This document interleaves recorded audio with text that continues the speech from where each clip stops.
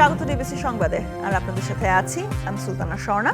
আর শুরুতে জানিয়ে দেব আকিস বশির গ্লাস সংবাদ শিরোনাম।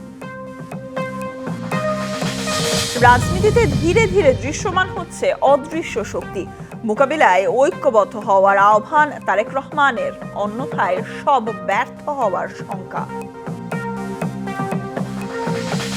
প্রধানমন্ত্রীর কর্তৃত্ব কমানোর পক্ষে নয় বিএনপি, আপিল বিভাগের জ্যেষ্ঠ ৩ বিচারপতি থেকে একজনকে প্রধান বিচারপতি নিয়োগ চায় দলটি।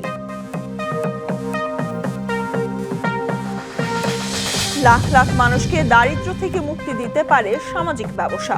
ক্ষুদ্র ঋণ ও সামাজিক ব্যবসার মাধ্যমে জীবন বদলে ফেলায় জোর ডক্টর ইউনূসের।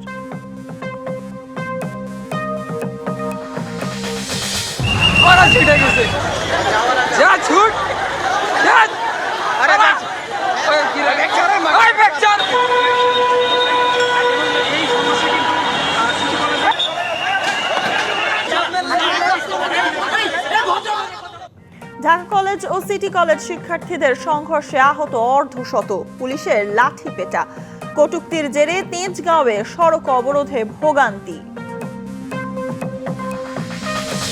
শিক্ষার্থী পারভেজ হত্যাকাণ্ডে বৈষম্য বিরোধী ছাত্র আন্দোলনের নেতা হৃদয় গ্রেপ্তার। আলোচিত 2 নারী শিক্ষার্থী সাময়িক বহিষ্কার।